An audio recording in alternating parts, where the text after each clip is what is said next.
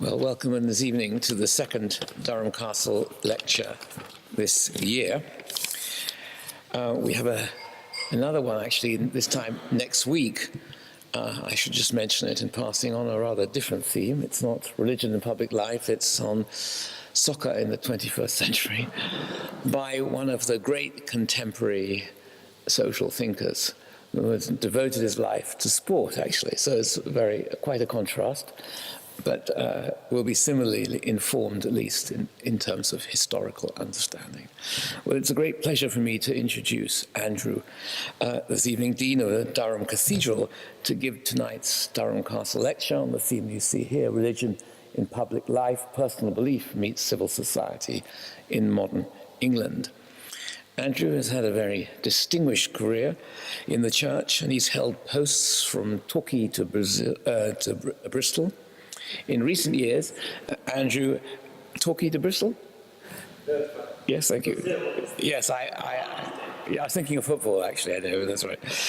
In recent years, Andrew was rector of St. Margaret's Church at Westminster Abbey, where he was responsible for the Abbey's relationship with Parliament, Whitehall, and faith communities. And then in 2012, he established the Westminster Abbey Institute, working with public service institutions to support ethics in public life. And in June 2014, he became Archdeacon of Westminster and Subdean of the Abbey. And in July 2016, he was installed as Dean in Durham. In 2013 to 16, to go back a little bit, Andrew was chairman of the Field Lane Foundation, a charitable housing association working particularly with adults with complex needs. And in 2015, he became a trustee of the Mission of Seafarers. So please join me this evening to give Andrew a very warm welcome. Thank you, Andrew.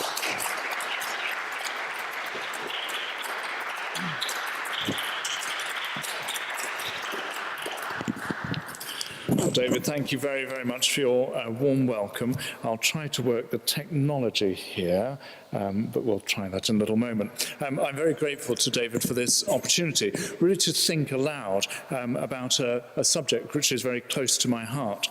As you're aware, Durham University owes its foundation to the cathedral.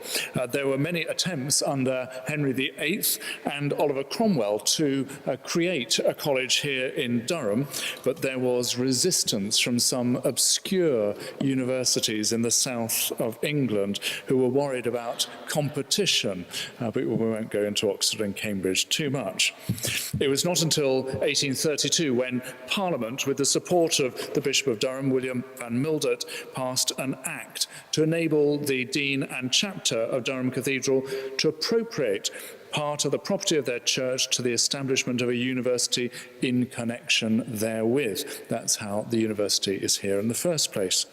The lives of the university and the cathedral remain deeply entwined through the setting for matriculation and graduation, university and cathedral councils, where we both have mutual representation, the sharing of the UNESCO World Heritage Site, which recently celebrated its 30th anniversary of inscription, and the close cooperation of our libraries and conservation departments, as well as, of course, many personal ties.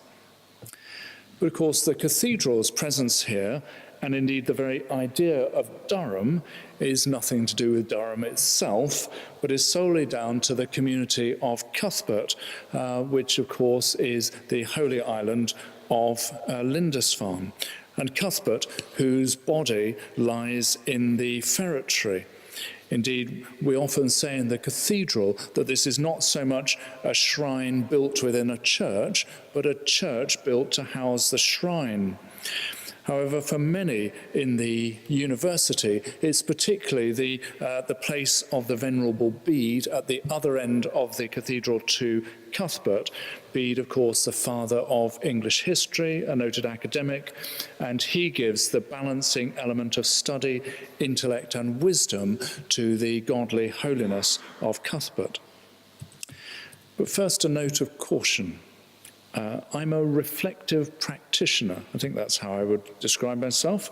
I started out life as a classicist, though I confess here that I applied to Hatfield, not to Castle, I'm afraid. I've been privileged to be in continuous education since the age of about 4, but that's probably more a sign that I'm a slow learner and need a lot of patience. Most recently, I was a very part-time student at SOAS in London, and then had the experience of doing an Arabic immersion program in the Hebrew University of Jerusalem as part of a sabbatical. This is a picture of Bethlehem that you might not often see, and if you want to talk about it, I'm happy to do so later. However, when the cast list, as David said, for this term's lecture includes the game at the end of the world, football in the 21st century, and the state of the planet, our course towards a resilient future, I do admit to some feelings of limitation. So I don't pretend to be an academic, but I do hope to draw on some of the crucial insights of the sociology of religion, what it's showing to us, and try to relate them to my own experience of leadership within the Church of England. But that's not where I want to start at all. It was August 1986. I was 22 years old. I'd just graduated. I'd taken a summer vacation in Paris with a group of friends from college, and was working in my home city of Plymouth, working for NatWest Bank. I had spent the previous 3 or 4 years trying to work out what I was going to do with my life, and at the tender age of 16, which seems ridiculously young now, I'd started to think about ordination. But I took time out to work in a bank, probably because I liked money and order and systems, and I enjoyed the customer interface.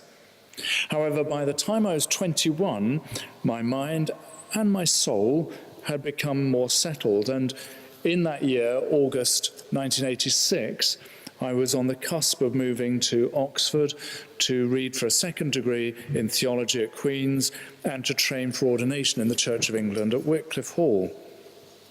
But on this particular day, I was still working in the bank, and in the lunch hour, I made my way down to the harbourside area in Plymouth called the Barbican. It's a place that I know like the back of my hand. Every time I go down to visit my mum, we go and have fish and chips there. And one of the sights of Plymouth in those days was an enormous mural by the artist Robert Lenkiewicz, who had a studio down on the Barbican. As I stood by his studio window, I noticed a small handwritten notice on the inside. Sitters required, observation on local education. How could I resist? So it was at the beginning of August 1986, a few weeks before I was starting training for ordination, I found myself sitting as part of Robert Lenkiewicz's latest project and undergoing the extraordinary experience, if you haven't had it yet, of being a sitter, of being seen through other people's eyes. Looking back, I'm not sure what kind of person I was. Very occasionally, I meet students today, and I recognize myself in part. Well, several hours of sitting ensued. And of course, Lenkiewicz was very inquisitive about what I was going to do and what my future plans were. Ordination, I said. His response, what the hell are you doing? Why are you going to waste your life like that? Religion is going to be dead by the turn of the millennium. Forget it. Well, I can't quite recall how I responded in the moment, but the incident left a very clear mark in my mind. I have to say, it unsettled me, you can imagine, as a 22-year-old. And having had a huge amount of support from friends and families on that journey towards ordination, it made me sit up and think. Over the years, I have to say, it's been one of the most helpful kind of prods to me to reflect on where we are religiously today. But we each have a backstory, and Robert's was no different. Lenkiewicz was born in London in 1941. He was the son of refugees who ran a Jewish hotel in Fordwich Road. He spent his childhood in the Hotel Shemtov in Cricklewood, which was run by his parents. His mother was a German baroness, his father a Polish horse breeder, both of whom had fled Nazi Germany in 1939, and they arrived in London as penniless refugees. Lenkovich's recollection was that the hotel's elderly residents included Holocaust survivors. The hotel's Czechoslovakian cook, Mrs. Bobek, was a survivor from the Bergen-Belsen camp. The loneliness and suffering the young painter witnessed at the hotel was, he said, salutary and thought-provoking. At 16, he was accepted at St. Martin's School of Art and later attended the Royal Academy. Inspired, though, by the example of Albert Schweitzer, Lenkovich threw open the doors of his studios to anyone in need of a roof, down and outs, addicts, criminals, the mentally ill, they all congregated there. Most famously, he got involved with a tramp who went by the name of Diogenes. Diogenes, you may remember, was the Greek philosopher who ended up being pickled in a barrel. And that's exactly what happened to this Diogenes, much to the concern of health and safety executive. But the terrible suffering of the 20th century was sufficient proof for Lenkovich of the corrupting and evil nature of religious belief. He despaired of the thought of anyone like me committing their working life to it, and from his perspective, the relentless march of secularizing forces was only to be welcomed to sweep away old superstition and the abuse of power found in religious institutions. What the hell are you doing getting ordained? Well, it was quite a salutary start to my life as an ordinand, but it's worth recounting because when we start to talk about how religion in public life has developed over the past 30 years since then, one of the narratives is of continuous and persistent decline. Decline in parish churches, attendance at services, doctrinal beliefs, the authority of religious figures.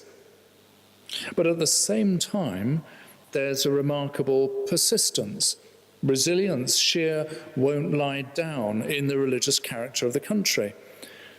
The death of God has not quite happened in the way that perhaps some of us imagined.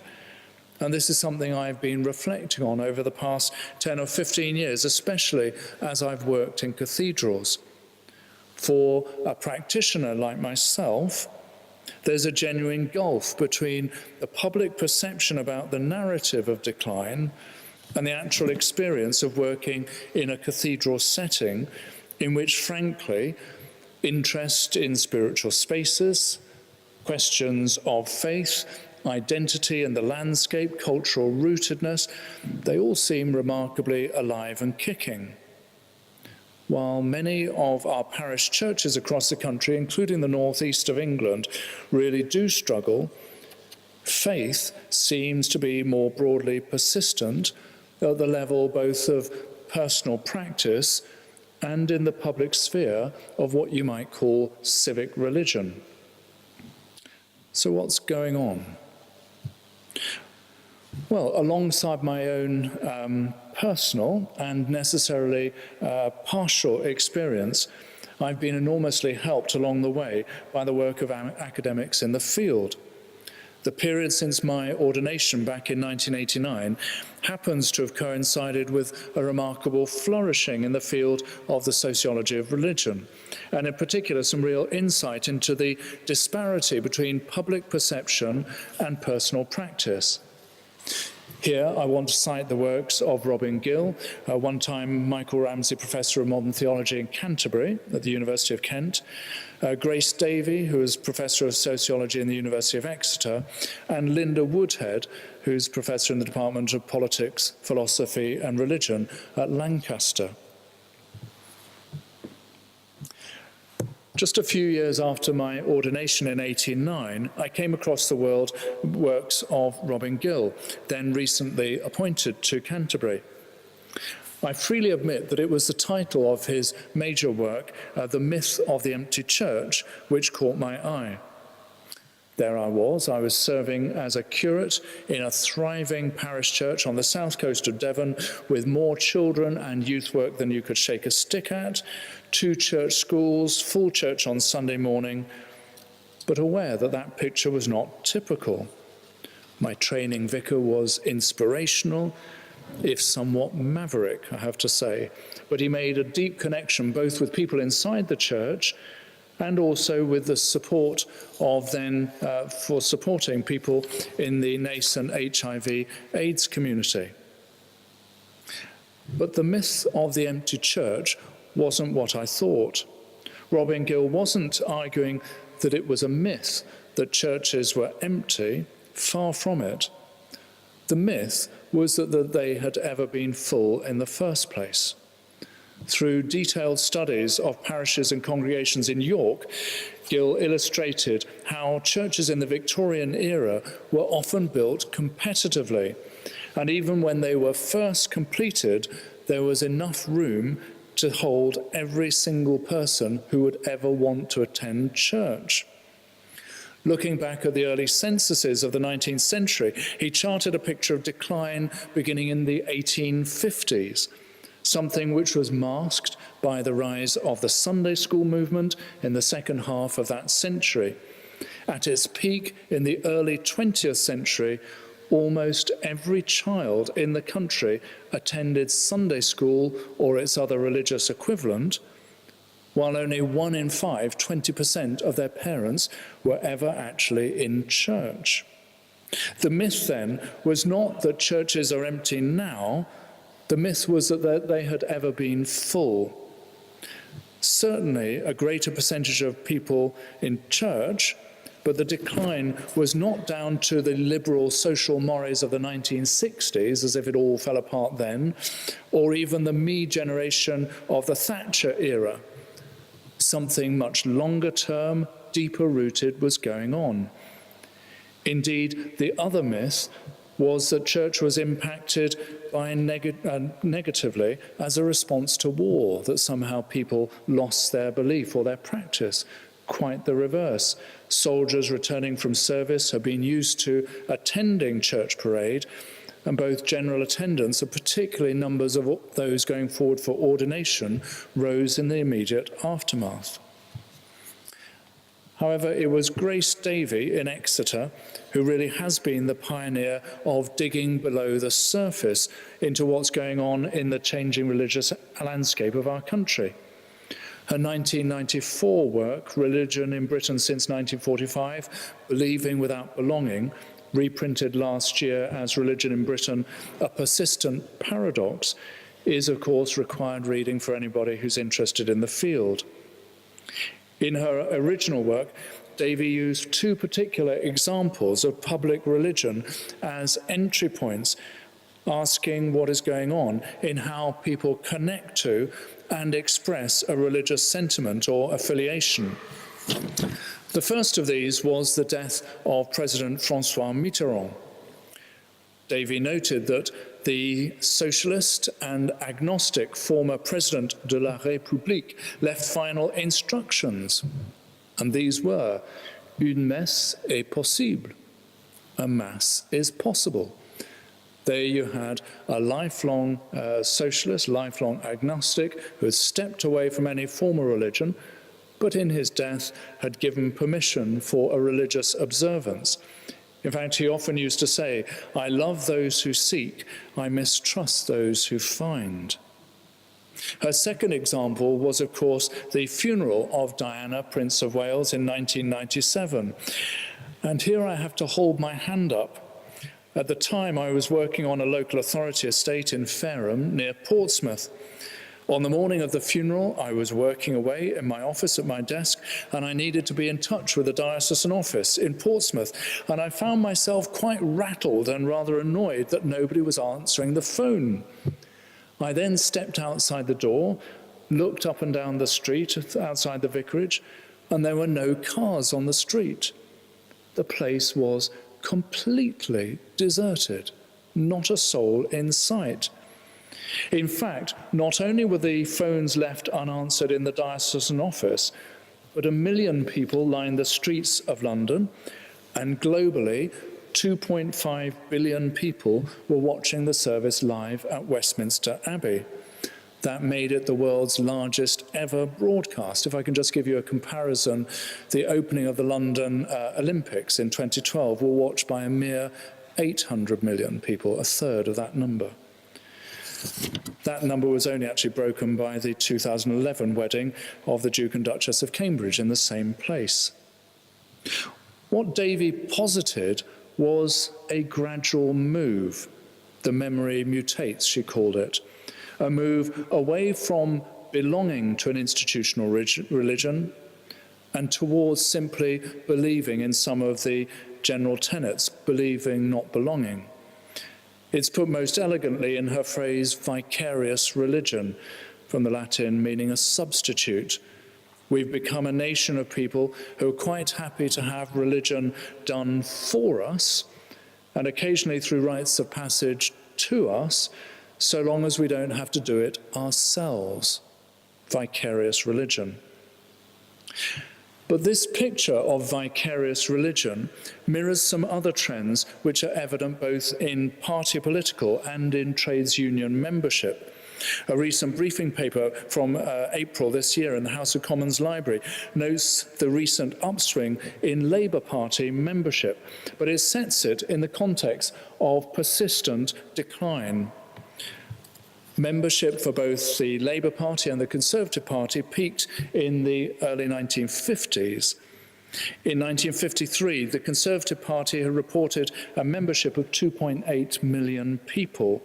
In the same year, Labour claimed over 1 million members. And of course, that's 1 million members, 2.8 million members against a much smaller population in those times. So these graphs are rather, should be even more exaggerated than they are here. By 2013, in contrast, total party membership across the UK for all political parties, every political party, stood at 0.8% of the general population. That's less than 500 people. In other words, if you're a member of a political party, you have a pretty good chance of being elected as a member of Parliament, if I can put it another way. The impact of the Corbyn era has been phenomenal, with Labour now dwarfing all other parties. But this is an exception, we'll have to wait to see whether it's a blip, to the long-term trend. Similarly, trades union membership peaked in the late 1970s at nearly 14 million, and even today stands at an impressive 6 million, but that's less than half of what it was. The important aspect of Davy's work, another important aspect, and one which was picked up by the next generation of academics, was her development of the notion of European exceptionalism. As she writes herself, I'll read from the earlier passage. Unlike my 1994 book, her book, Religion in Modern Europe, published in 2000, did not sell like hotcakes, she writes, rather ruefully, probably because it had the word Europe in the title. And little puts the English people off more than the concept of Europe. How prescient that was, I have to say. In this book, I developed the idea that an instinctive adherence to religion in Europe is accompanied by the notion that churches operate vicariously. They are there to perform public functions and social roles. After the sinking of the Estonia, for example, the Swedes, supposedly a very secular people, instinctively went to their churches, and the Archbishop knew that it was his role to speak on their behalf, vicariously. The churches in Europe are still considered a public utility, but they come to attention only if they're taken away. This is a completely different pattern to that from the USA. Religion in Europe is like an iceberg. Most of what is interesting is under the water and out of view. In other words, she went on, rather than seeing the decline of institutional religion in Europe as normative or even inevitable for the rest of the world, it might be that it is partly a function of state or national churches like my own, and partly the inheritance of that particular set of values, outlooks, and perceptions which have gone to make up post-Enlightenment Europe. From a global perspective, far from being at the vanguard of a steady rise of secularization, the removal of religion from public square, Europe looks more like an arid backwater where the lifeblood of religious communities has been drained by the deadening hand of state religion. Or to return to Robert Lenkovich, his perspective was born out of that catastrophe in the middle of the 20th century, the rise of a secularized alternative to his own religious tradition, and the sense of an inevitable march towards a future, if we might say, to a world without God. What Grace Davies' work has pointed out is rather more subtle. Yes, institutional religious affiliation has declined drastically, alongside all forms of traditional affiliations and memberships. But from a global perspective, the evidence suggests that this is far from universal. Quite the opposite. Europe might be the odd one out. This global aspect of the question was picked up by Professor Linda Woodhead, most notably in the Religion and Society programme, which ran from 2007 to 2013. This, as you probably know, was a £12.3 million research programme jointly funded by the AHRC and the ESRC, funding about 80 or 90 separate research projects across the UK and around the world. Its aim is to generate new search and interdisciplinary collaborations and to further understandings of the role of religion in society in the UK and globally. Let me give you just a flavour of the research projects. Performance, politics, piety, music and debate in Muslim societies in North Africa, West Asia, South Asia and their diasporas. Deriving meaning in transition, the role of religion for young refugees and asylum seekers. The production of religious architecture in a diverse world. But Professor Woodhead has, from my perspective, been helpfully critical of established religion here in England. I have to say this has not been to the liking of many of my colleagues in the Church of England, because rather than letting us off the hook and feel that the country is somehow just temporarily out of kilter with its true religious sentiment, she's been insistent in showing the extent of decline of any sense of a church for the nation. Just look at the last two censuses. In 2001, 72% of people declared themselves as Christian. That fell just 10 years later to around 59%. More recent statistics show an even bigger decline. And the rise in people who are now declaring themselves as having no religion is quite significant. If you look at religious belief across ages, you find a very interesting picture. So if you are in your 90s, roughly half the people in the country would say that they were a member of the Church of England. They would describe themselves as Church of England. If, on the other hand, you're 20, you'll see it's about 10%. On the other hand, the number who say none has increased from around 20% in that older age group to more like 50, 60%. It's a very interesting and dramatic picture.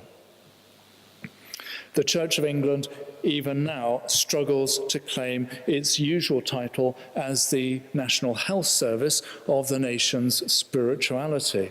If you look at baptisms as a percentage of live births, Church of England vicars took about 65% in the 1900, and a century later that's about 12%. Similarly for marriages, 65% in 1900, 24% in 2010, and funerals, a similar picture emerges.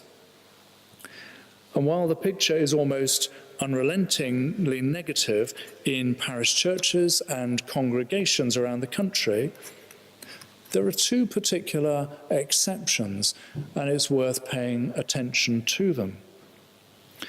The first is the growth of churches, and it must be said, other faith communities in London and the metropolitan areas.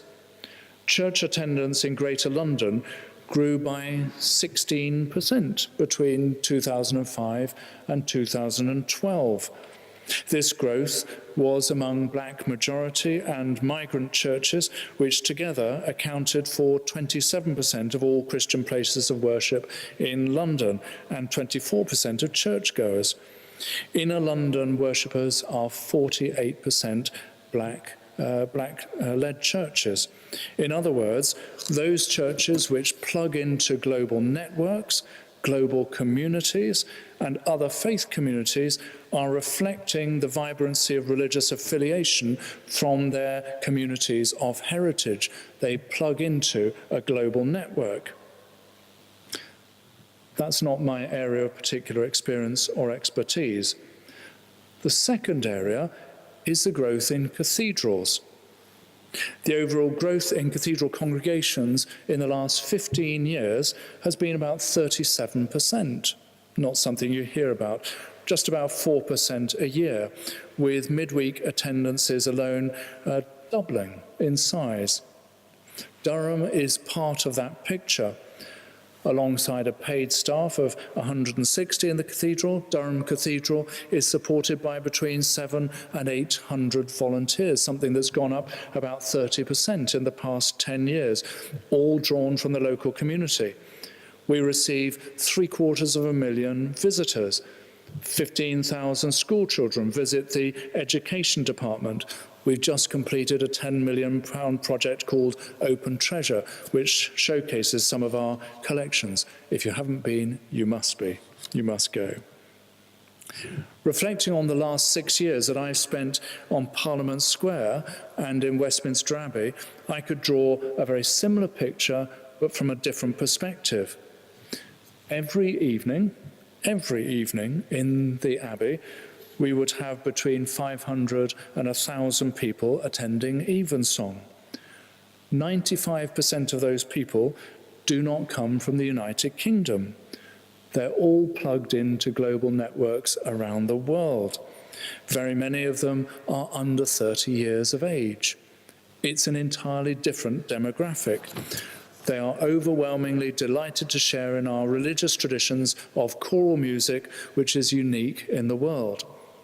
However, alongside those individuals who represent a global normality of religious faith, there's a political dimension of public religion which is quite startling. Alongside visits by various heads of state like Pope Benedict or President Obama or the Emir of Kuwait, Qatar as well, all sorts, the Abbey provides space for public expressions of faith which might come as a bit of surprise.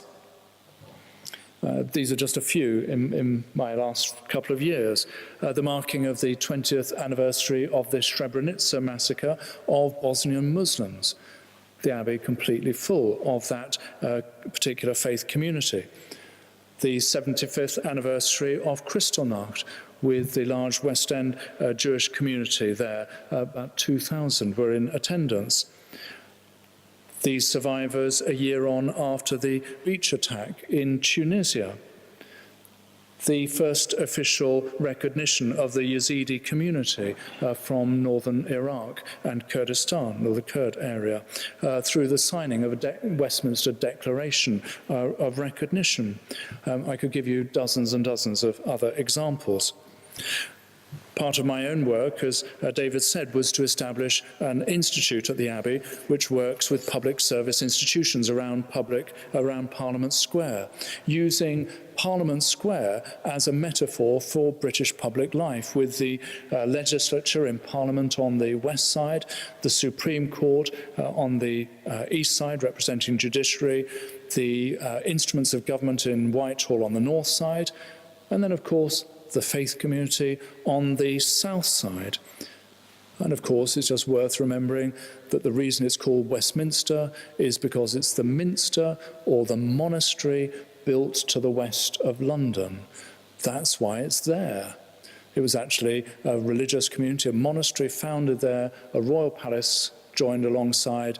Parliament started meeting in the Abbey for its first 300 years. So what's going on? Let me propose a hypothesis. The hypothesis is this: religious practice which is based on an individual affiliation at a local level to a defined institution and involves personal commitment of time, talent, resource, those institutions are struggling. We see that in parish churches and small communities up and down the country. By contrast, religious practice which depends on a community or ethnic identity, or a large-scale anonymous and public participation, seems far more robust. But it can in itself lead to a personal commitment. And here's one of Linda's slides that I found very interesting. You'll recall this one, which was about age difference, what your church affiliation, your religious affiliation may be in terms of age profile. And that tells a very particular story going across age. This is the story that I think the press would talk about in terms of church attendance. Church attendance is stronger amongst older people, less amongst younger people. But ask a different question and you get a different answer. If you ask the question, what's the strength of your belief? You get a very different picture. And this is a spectrum moving from the left-hand side of being atheist, and then 5 gradations going across the page. Atheism, probably no God, agnostic, probably believe, definite believer. And you can probably see the shading. I hope you can see that. What's interesting from this picture is that it's entirely different. It actually gives a picture which is far more consistent across age groups. A far more, not uniform picture, there are changes. But what it does say is that while institutional affiliation has declined markedly over the past century or more, the relative strength across age groups remains the same. Put simply, whether you are 17 or 70, your disposition to religious belief or strength of belief tends to be broadly similar. And alongside that complex personal picture, I think something has changed in our public discourse, and I think it changed in 2010. You may not remember this headline, but it's worth just recalling, and it may be that you did recall it.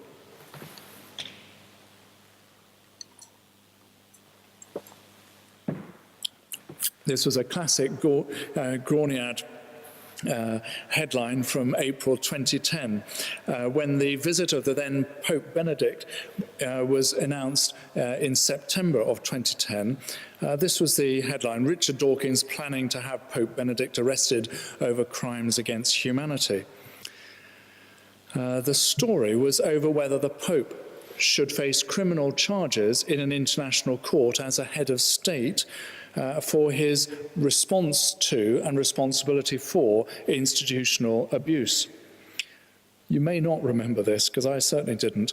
On the 18th of September, on day 3 of his visit to Britain, around 10,000 people took to the streets of London to protest. There was a movement called Protest the Pope, and there was a huge rally in London outside Parliament against papal intolerance, and particularly to condemn the state funding of his visit. I have to say it was difficult to recall that, and I think that's because this was a point at which the argument moved, and no one seems to have noticed. The centrepiece of that papal visit was his address to the joint Houses of Parliament and then an ecumenical service in Westminster Abbey, which followed. The force of the protesters' argument on the streets outside Parliament was that religion and public life should be kept apart. That's the point of true secularization. That religious belief is what you might call legal between consenting adults, but not something that should impinge into the public square. It should be kept in the private sphere. It's a very clear argument, and one that we can see in some other countries, such as France, for example. This is what Pope Benedict said in response. There are those who would advocate that the voice of religion be silenced, or at least relegated to the purely private sphere. There are those who argue that public celebration of festivals such as Christmas should be discouraged, in the questionable belief that it might somehow offend those of other religions or none. And there are those who argue, paradoxically, with the intention of eliminating discrimination, that Christians in public roles should be required at times to act against their conscience. Then he said, these are worrying signs of a failure to appreciate not only the rights of believers to freedom of conscience and freedom of religion, but also the legitimate role of religion in the public square.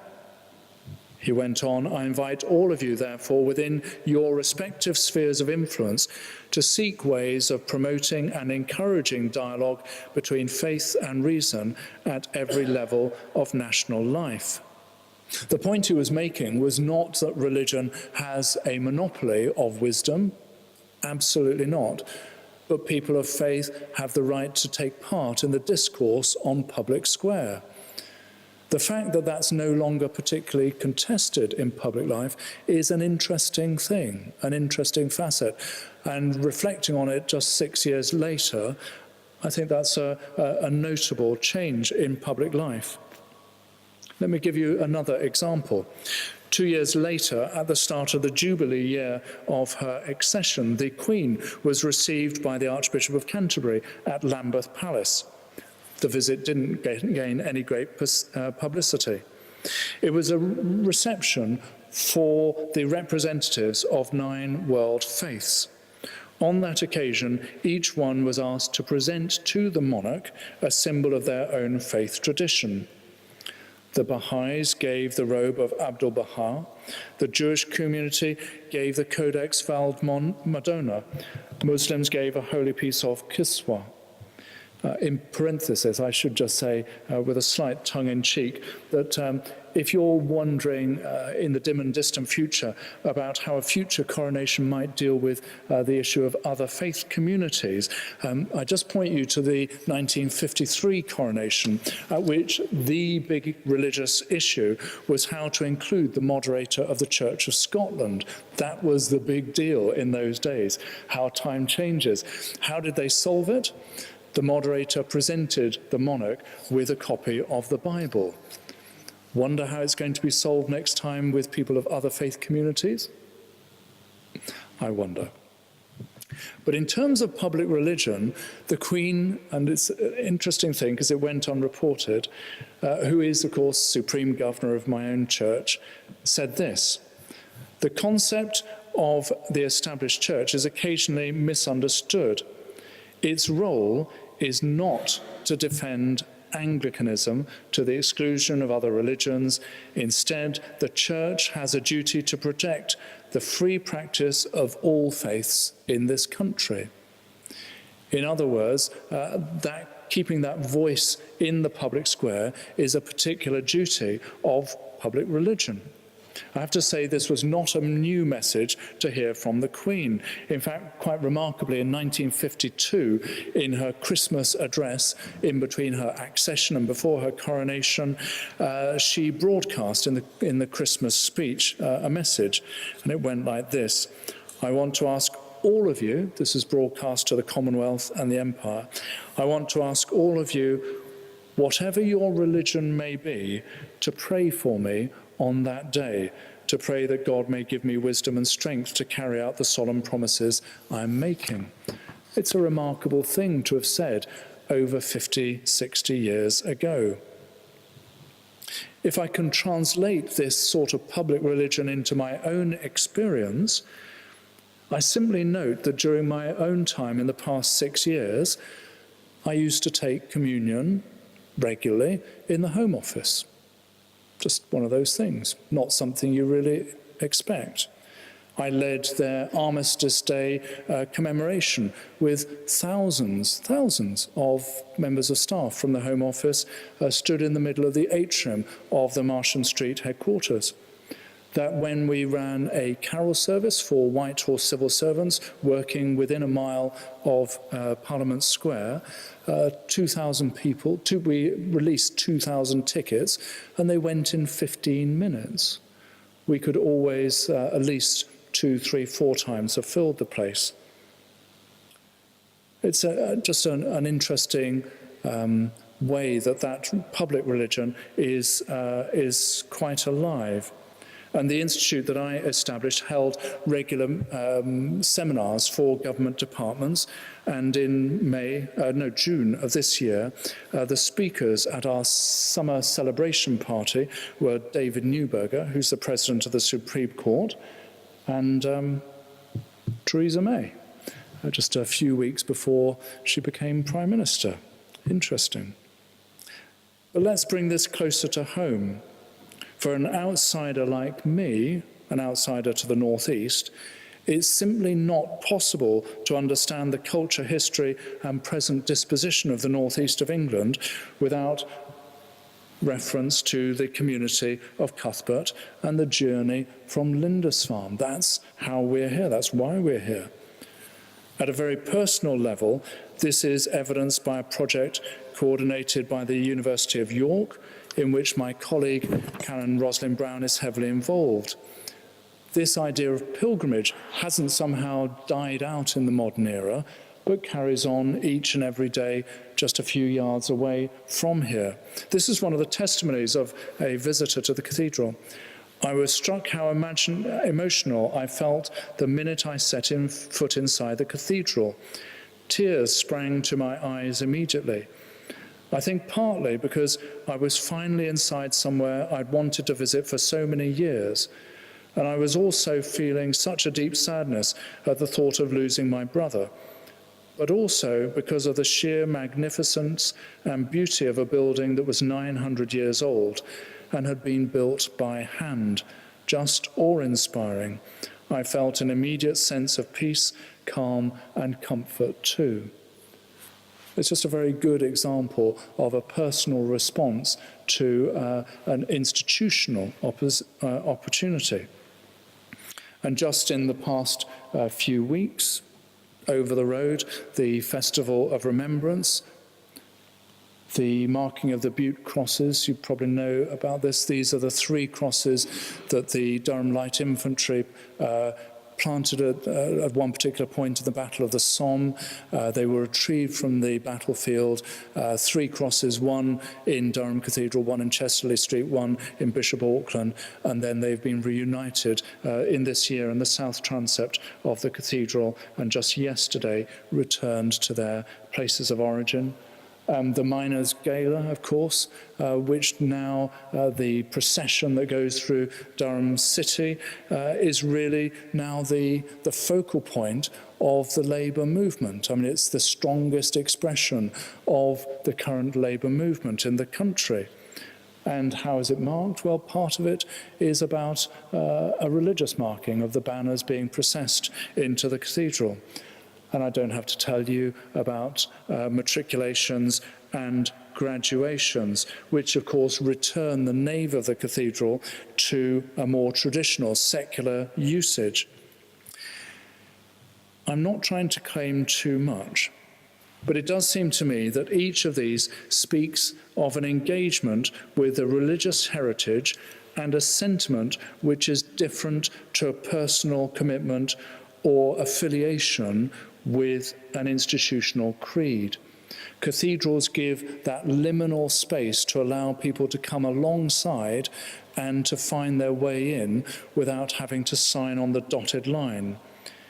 Cathedrals give space and quite apart from give space. And part of the genius of cathedral life, as it's been developed in the Church of England, I'd have to say, is the possibilities of spiritual exploration, with an encompassing and convening of communities to mark these moments of significance.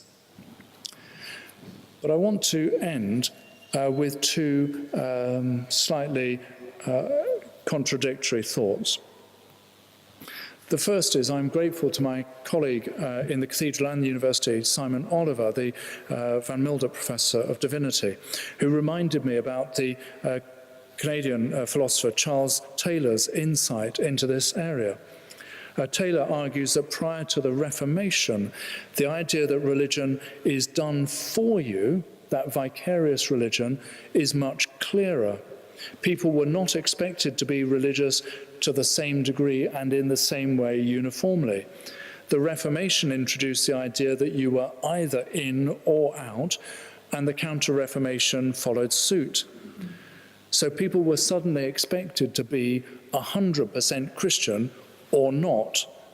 Taylor argues that this inadvertently produced a secular sphere, those who were not, and that has nothing, doesn't give a space for the variety of human religiosity, which of course is a kind of variegated plant. It's a very complex thing. It also encompasses the idea that there are those of us, professionally religious or personally religious, who pray or worship on behalf of those in the penumbra of the church and its faith community. Strangely, new atheists have adopted almost exactly the same approach as the reformers and counter-reformers, only they think that people are either 100% atheist or not, as it were, the opposite. And secondly, the other point I want to make before ending is that I don't want to sound too glowingly optimistic about cathedrals. There's a very strong word of caution from Mark Rylance, who's now Bishop of Shrewsbury, who wrote an MA thesis a while back called Mission-Shaped Cathedral. After describing all the ways that people like me would like to think of cathedrals flourishing, whether it's in education or in music or in architecture or teaching, he ends with a sober warning that all may not be quite as it seems. When a river begins to run dry, the fish will collect in the deepest pool where there is still some oxygen and some food. Eventually, however, if the drought continues, even the deep pools will run dry. It is just that the deep pools feel the effects of drought last of all. The challenge for cathedrals today is to be more than deep pools that attract the last life of a dying church. Rather, this study has shown the potential for them to become deep wellsprings that revitalize the church and religious life and transform a world that is thirsty. It has happened before. With God's grace, he says, a visionary leadership and the motivation of the Christian community, there is no reason why cathedrals cannot become centres of mission again. Thank you very much.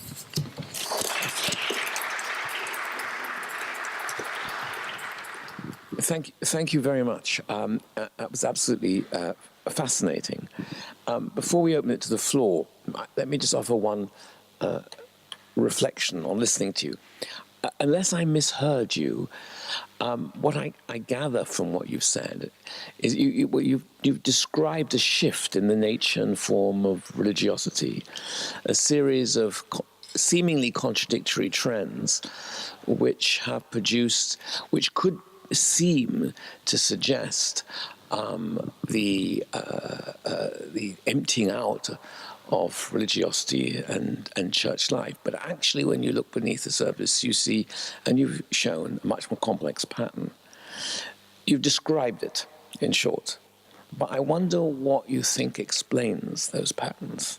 So I've been listening, I've been waiting for explanations, in a sense, of these complex patterns. And I'm fascinated by the description, which seems to me very plausible. But I was searching, that's the social scientist in me, I suppose, and the sociologist in me, for the explanation for the drying up of the well of lots of small churches, community churches, where you might actually intuitively think the opposite, that these were integrating mechanisms in communities, places to escape everyday life. You might think that they were the basis of community. And yet you're suggesting, in a sense, that just as the bigger city is the place of diversity and thriving, the bigger church actually has become the place where people thrive, express differences, and explore their faiths in different ways. So I just wondered what you thought were driving these changes. Maybe that's the wrong question, but it interests me. Thank you. It's good to start with the easy questions, isn't it? One of the things that Robin Gill goes into in quite a lot of detail is the business of competitive church building in York. And it's a really interesting study, if I remember it correctly, from having read it 25 odd years ago, or 20 years ago. But one of the factors behind that was that different religious communities had different amount of resources and required different amounts of their various communities. And Gill did quite a bit of research on how people moved between different communities. And basically what he found was that in general terms, a nonconformist worship was much more interesting and lively. But when the bills got too high, people moved back to the Church of England because it had greater resources and was cheaper to attend, frankly, because there was always a grand patron or a foundation or an endowment that would pay for things. And one of the things I suppose people like me have to bear is that having as it were, a state religion which is relatively well funded and historically hasn't going to die on its feet, has meant that a lot of people have not had to support their church communities in the same sort of way that has been so in other parts of the world, where there isn't that sort of, as it were, quasi-state support for religion, and therefore communities have had to be far more robust and resilient. And alongside that, that almost dependence on the endowment, the historic endowment for us, the church commissioners, you've also had a second trend, which is towards state intervention. And I think this is a very interesting area, not one that I'm particularly well cited on. But it seems to me that in many parts of the world, my own church, the Anglican Church, is hugely involved in social care, hospital care, mental health care, out-of-school provision, all of these sorts of areas which have gradually been taken over by state provision, particularly in Western Europe. And a lot of areas that churches were very traditionally involved in have gradually been encroached upon, and that's taken away the real rootedness in a community. Now, I mean, one of the exceptions to that in England is church school education, which the Church of England and the Catholic Church still has a deep involvement in.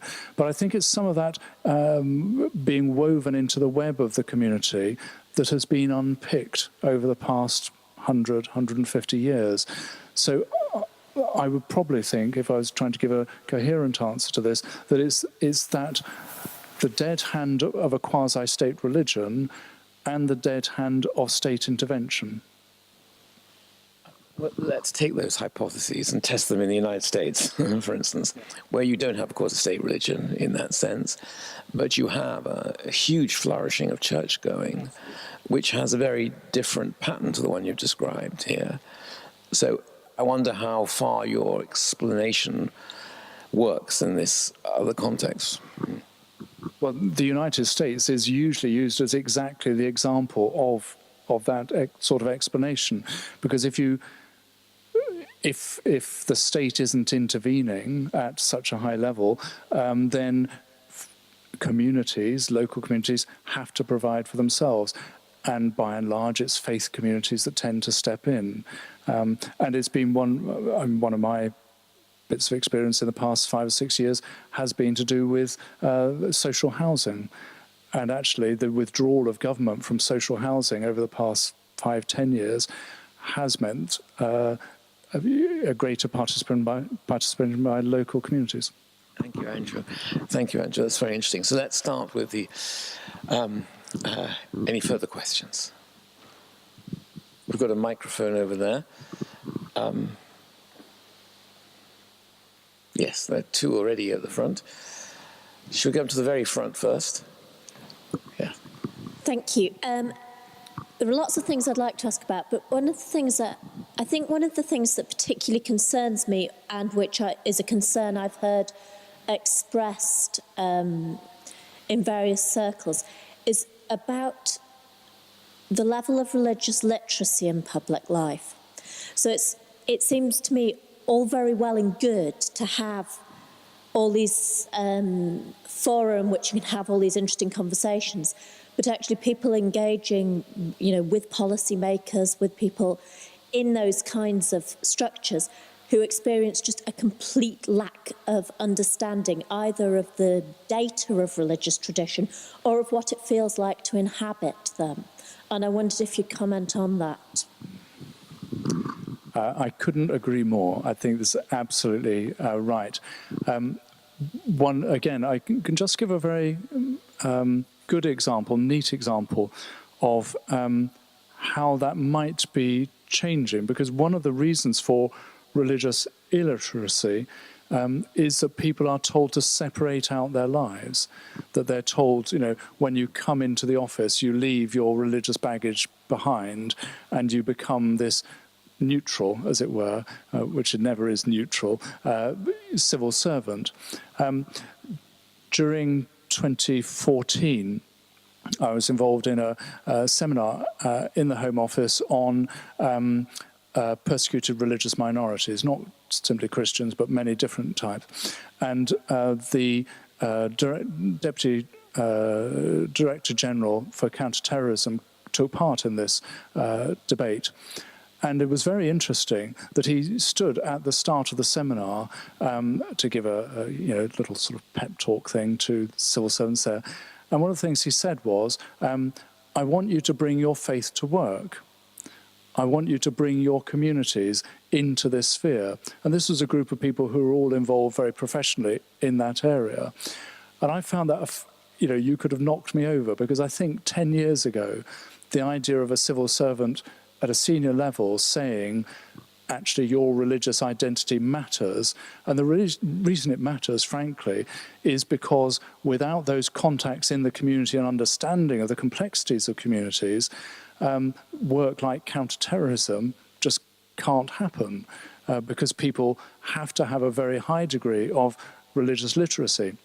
And I think it's all very well in that very specific area to say, oh, yes, we need religious literacy for this. But actually, whether it's healthcare policy or education or employment policy, you need the same level of commitment to religious literacy. I know that the Foreign Office now run a programme on religious literacy. What's called Ed Kessler from Cambridge runs that programme for them, which is a good example of doing something about it. We have several questions. Row behind, yes. Yeah. I was wondering whether you say that the churches and other faith groups are now getting more involved in filling the gap where the state is drawing back from social provision. Does that have an effect on making these faiths more relevant to people? Are they starting to think, well, there's more in it than I thought? Do you think there's any sort of feedback in that sense? I think it's a hypothesis that has to be tested, and I think we're in the early stages of that. There's no sense that, from anything that I've seen, that somehow government spending in social areas is going to be hugely increasing in the next 5-10 years. It's very difficult to see that. In fact, sentiment, if anything, has moved in a different direction. So I think that's a hypothesis that has to be tested. But it's certainly clear to me, just from sort of personal interchange, that local authorities are more willing to engage because they don't have their own resources that they can say, oh yes, we now do that. And they're all the time looking for partners to assist with things. Give a good example here in Durham, the Cathedral, as I said, has hundreds and hundreds of volunteers. It's the largest single volunteering group in the county. And at one stage, the county council approached the cathedral to take over its volunteer services for the county. Now, I cannot imagine 10 years ago that sort of thing would have happened, but it's a recognition that actually civil society has a huge reach into communities which government now can't do anymore. So I think it may be that we're in the start of that process, and perhaps in 5 or 10 years' time we'll look back and the landscape will be different again.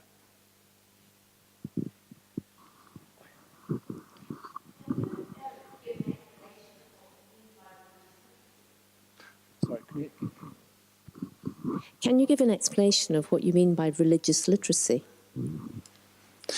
Yes, religious literacy is often used as a shorthand, so apologies for doing so. Religious literacy is often, I'd have to say, used by faith communities against people working in public life to describe the way that they either do or do not understand the significance of religious communities in either social provision or religious practice, that sort of thing. And I think I have to say, it comes from a very common experience of interacting with government departments and people just not really getting the sense that they just don't get it. They don't understand it. And I think it comes slightly off the back of Alistair Campbell, we don't do God stuff, but a sense that religious communities don't matter at all. And that's just a private thing rather than something that's actually fundamental to a lot of the way that communities exist. It's me. Thank you, Andrew, for your insights. I'd like to press you a little bit on the question of vicariousness on two fronts. One is, it seems to me a lot of questions raised by Christian religion over the centuries has been taken over by the more modern concept of public ethics. So if you look at the resurgence of interest in business ethics, for instance, which actually is really sort of up and coming now. So it seems a lot of the questions are being answered in different fora. So in a way, it could be that the church has actually been quite successful in disseminating the message. So in other words, we need to see whether the shell is worth keeping if the message is out there. Or maybe not. The other area of vicariousness I see is the modern state of the 20th century, which again has incorporated many of the values. So from being states purely directed at power and the balance of power and sort of diplomatic negotiation, they have taken on themselves to reflect the values traditionally pursued by religious organizations. So it could just be that there is success, albeit in different fora, and maybe that has to be rethought institutionally, looking for different, outlets. Thank you. I think that's a really very, very, very helpful point, and it's worth just reminding ourselves, we're not so far away from Jarrow, that the Jarrow Crusade had a particular sort of nudge towards the creation of the welfare state post Second World War, but at the time was regarded as being a kind of communist inspired conspiracy, but they ended up sleeping on church halls and churches as they went down through the country. And it's certainly true that in that formation of the welfare state, the Church of England and other churches played a very strong part and saw it as the realization of some of the sort of basic Christian values around provision for poor and needy and elderly and all the rest of it. So I think it's quite possible to say that that vicarious religion is being acted out in that way. I think the question of business ethics is really interesting, and how important that's become commercially. That where companies are seen to not act in an ethical way, that can be seen as damaging their business. And so it's almost a business interest to be able to act ethically and to show that you are taking social responsibility very carefully. So I think that's a helpful insight to see that as a vicarious form of, or another morphing of the religious sentiment. But there's a complementary point to that, which, just as you might say that some of the inspiration of religion has become reenacted in other domains, and that the concern with ethics has become, this is an optimistic version of the story, but let's say it has become more generalized. You could also say that the established church, so in one sense, it's lost its monopoly on a certain set of activities. That's how you could summarize that point. But on the other hand, because it is the traditional monopoly, it's lost its capacity to voice a number of things which often these are entrenched organizations can no longer voice. And to put the point a different way, we talked earlier about how liberalism is on the back foot now, how a concern with the public sphere as a pursuit of fairness, justice, reasonableness, discursive argument, concern with evidence, weighing up policies and so on, has been temporarily at least displaced by a kind of rage and anger, fear and outrage that's articulated by certain kinds of politicians and not others. And it could just be that, in a sense, there's an overlap between, as it were, the dilemma of liberalism and the dilemma of the Church of England, because there's a high degree of overlap between the liberality of the Church of England, as it were, and so on. So if liberalism and the Church of England have certainly converged in many fundamental respects, it suggests, at least in the politics of our time, the great risk that does no longer articulates the kinds of rage, anger, displacement that have led to Brexit, Trump, and so on, and is indeed disconnected from that rage and so on. So I wonder what you'd say to that. Thank you. In fact, one of the things that immediately came to mind was a bit of research done around the last election about the voting intentions of clergy versus their congregations.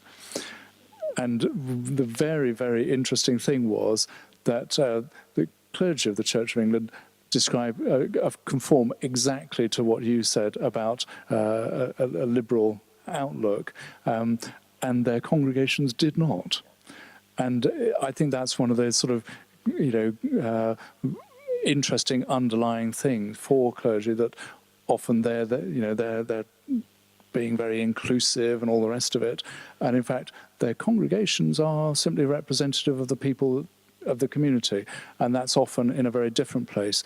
But on a broader point, I would say I've never been so concerned about the lack of opposition as we now are.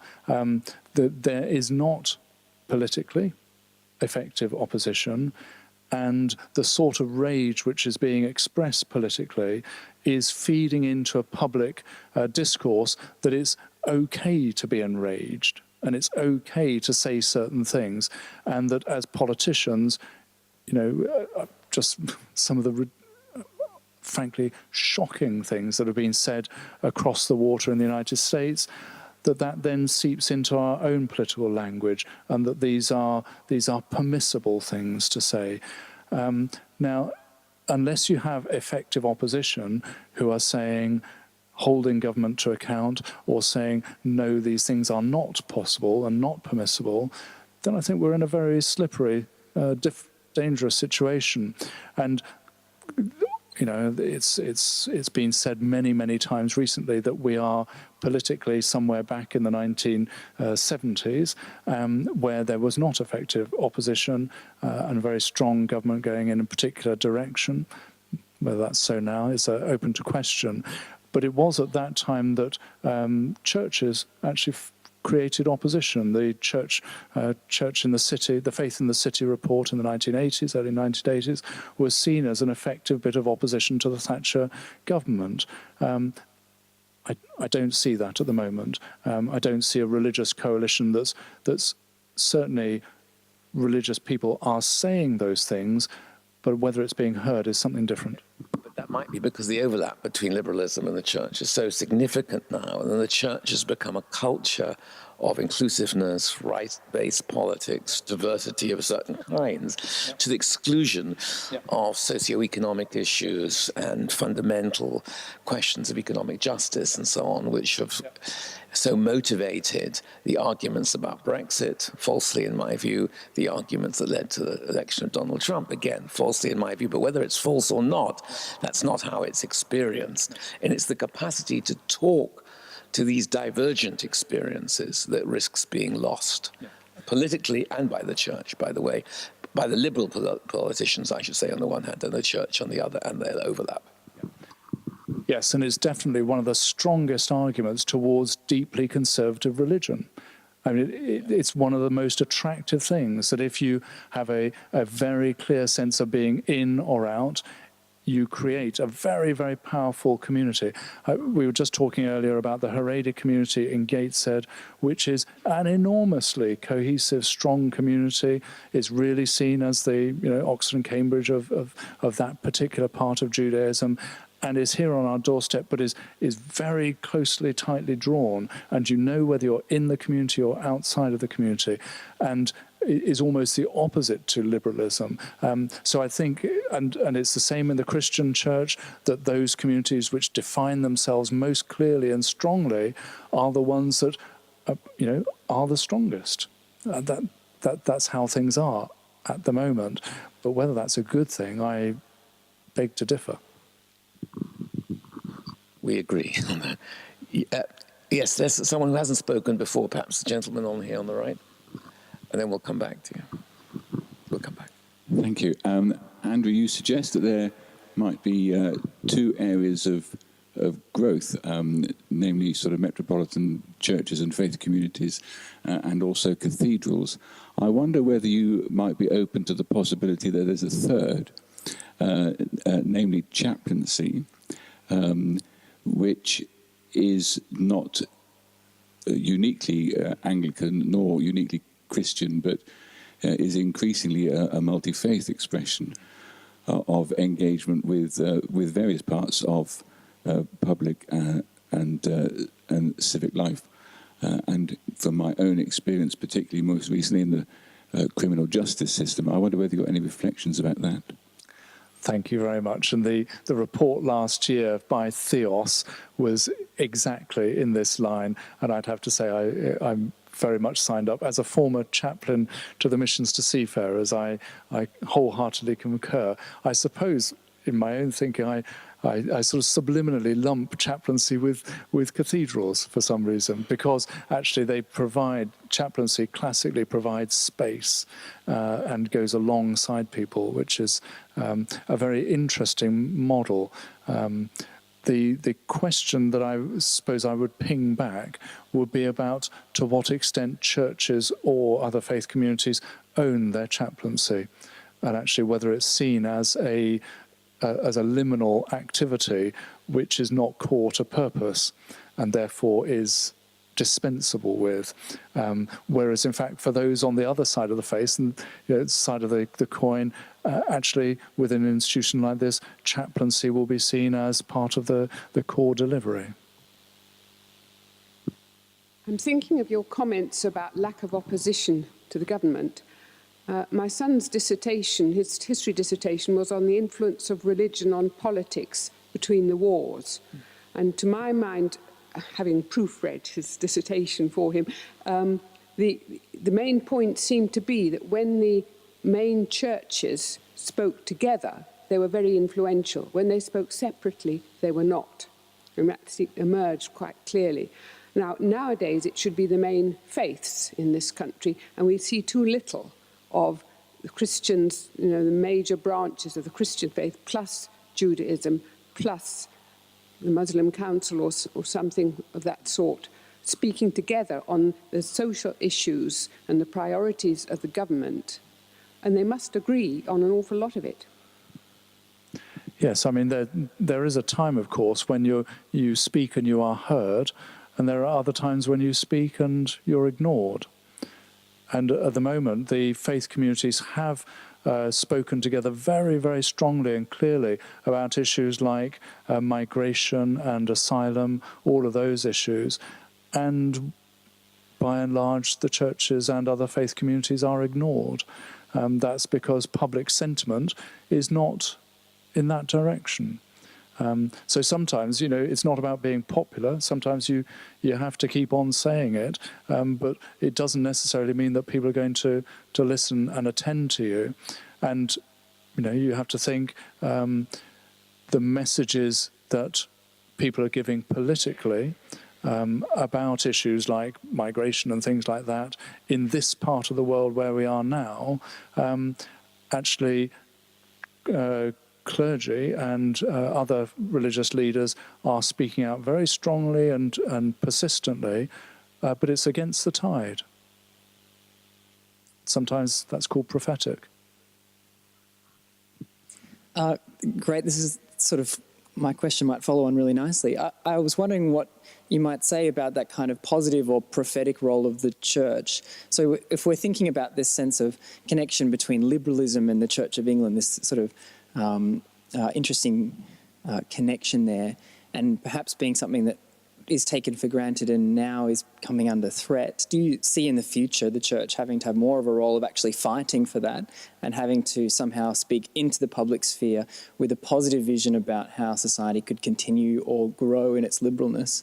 I was thinking about this in terms of watching the decline of, say, the trade union involvement sort of mapping onto perhaps declines in all sorts of institutional roles. And then thinking about the sort of Corbyn phenomena.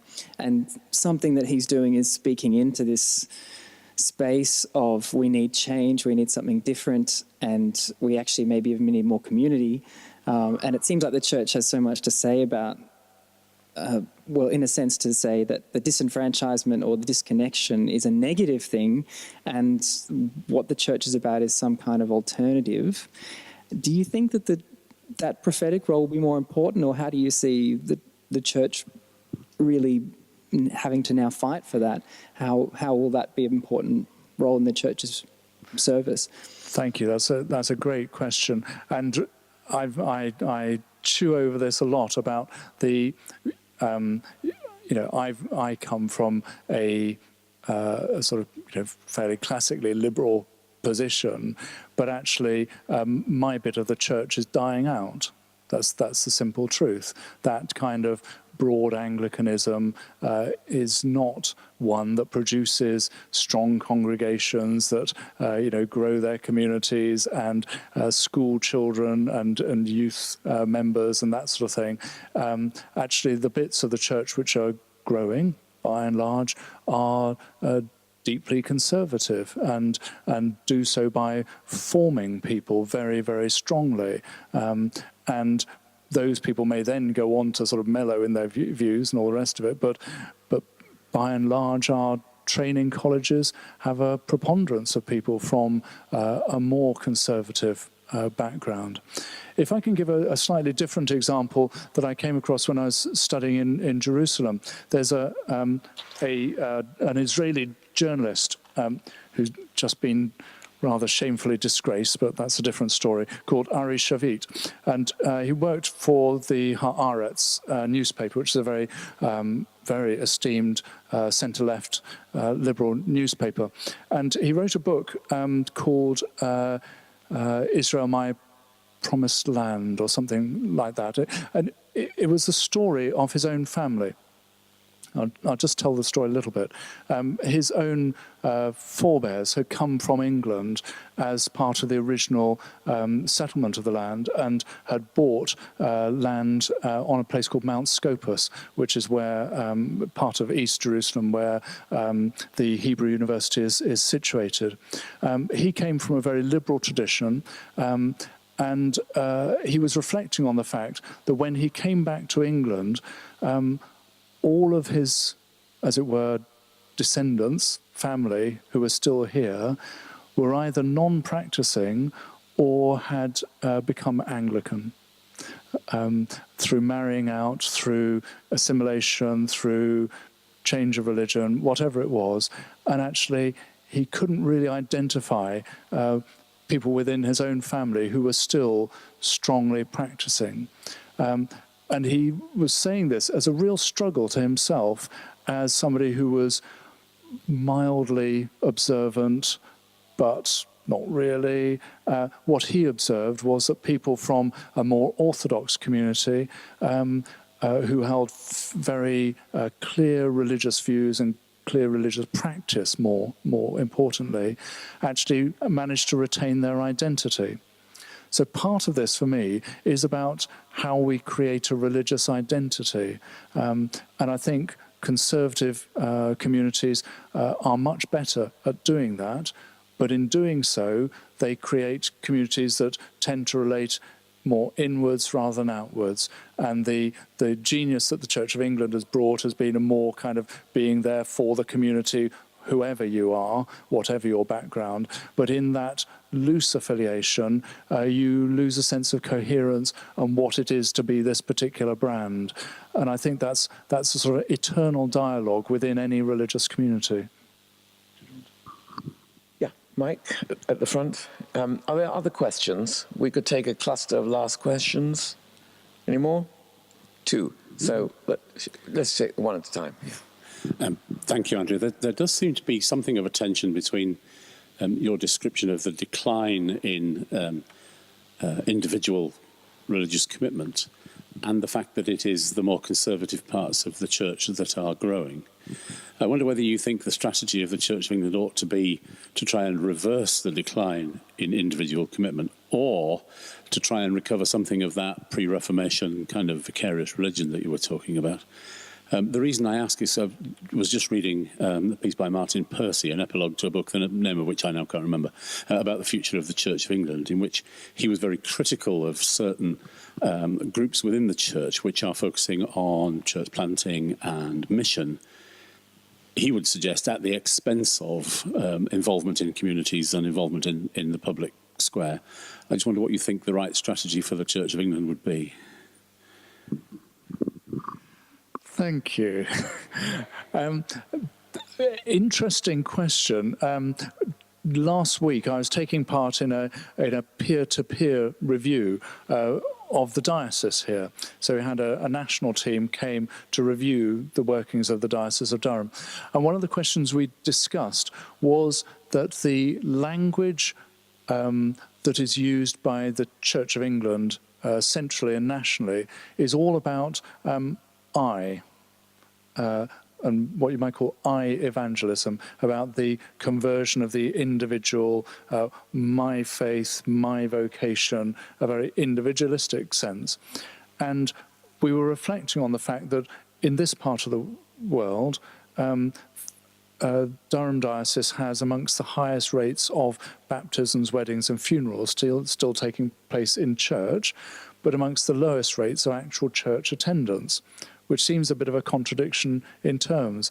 And the colleagues around the table were saying, well, you're talking about I religion, we're talking about we religion.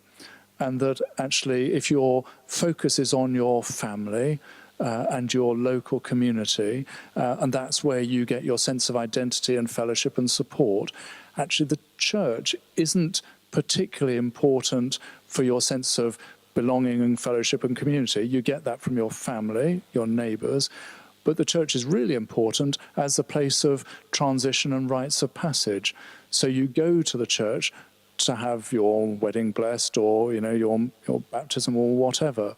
And I thought that was a very interesting cultural difference, even between within a national church.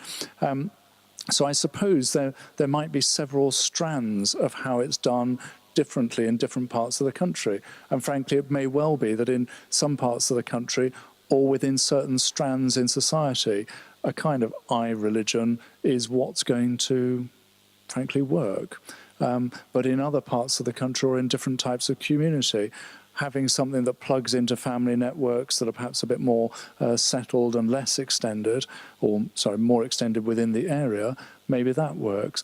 And perhaps cathedrals need to play into that and say, actually, they house a third strand, which is perhaps a more public kind of religion, where you're able to slip in and out of it, not unnoticed, but certainly unimpeded. Is it on? Yeah. Sorry, you can't. Can you hear me now? Right. All right. I'm quite curious. This is an open-ended question. In sort of British sociological traditions, there is a lot of discussion on the notion of civility across history. In other words, the big question is, have we as a human species become more or less tolerant of human suffering, right? So what is our threshold? Where do you think the Anglican Church stands on this? I mean, did it have if you agree that we have become more civil as a species, did the Church have a role in this at all, do you think?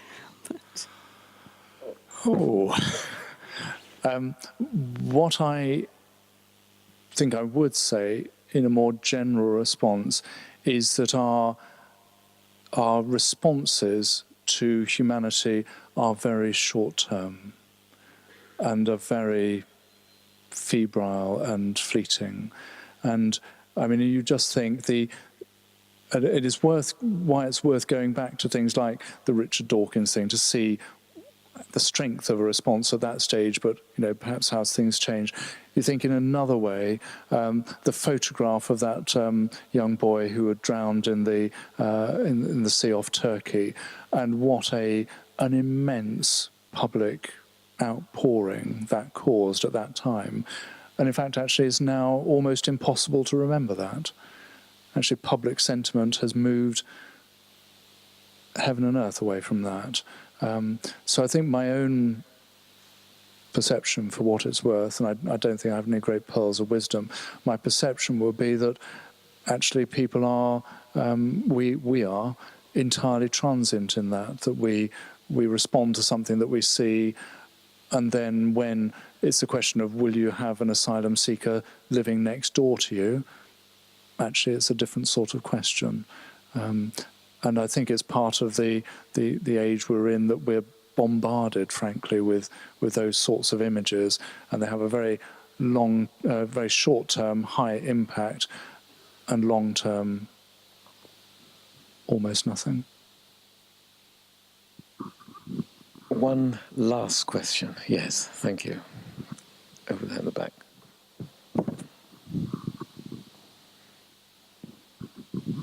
This might be very simplistic, but as an ambivalent of religious origin as a Catholic Scot, isn't the beauty of the Church of England in its irreligiosity, and isn't that what makes it an established church? And if you start becoming more fundamental, don't you lose your claim to be an established church? Does that make sense? Yes, that makes complete sense. And I would agree wholeheartedly. I think the direction of travel within the Church of England is not. It is towards a more conservative sort of position. And that's partly because the churches that have done that over the past 30, 40, 50 years are now in a stronger position than those that have not.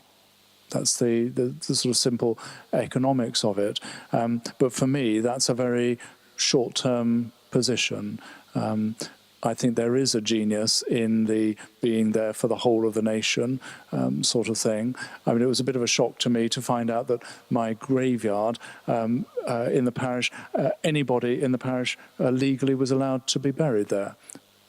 Whatever their faith, whether they had no faith or whatever, everybody had the right to be buried there by virtue of their residence. Now, I found that to be a really, really good thing. I thought that was a great thing. But that's that's quite a long way from a church that would be more conservative, and I would be worried myself if we went down that route, but I think that's the route that we're going to. Perhaps I could just finish on with a slightly different reflection, because you stood there, you're sitting here, talking about how can we explain the different trends in religiosity and the weakening hold of a certain kind of church and community. But I'd like to just reassure you that, the complexity of this is matched by a complexity in the social sciences and thinking about these issues, and the vulnerability in the social sciences as well in thinking about these issues, because the predominant position in the social sciences, as you probably know, over the last 40, 50 years, has been summarized really by Max Weber's famous reflection that once you've eaten of the tree of knowledge, the garden is disenchanted. In other words, with modernization and rationalization, it becomes a sort of religion disenchantment. But in fact, this prediction is dumbfounded by the reality of the effervescence of religion across the world now. Sometimes, as we know, as a positive force, or sometimes as a brutal and bitter force. But nonetheless, the social sciences have singly failed to understand in any kind of depth why it is that what they expected they haven't found. And that leaves, on the other side, as it were, a number of big open questions that are interesting as well. So on that note, which was meant to give you comfort, that the complexity and doubt can be found somewhere else as well, let me thank you very much, Andrew. Thank you for talking to us. Thank you for listening with us. Thank you for engaging us. And we look forward to... I shudder to use the word impact of your period as Dean, but your period here in Durham. Thank you very much.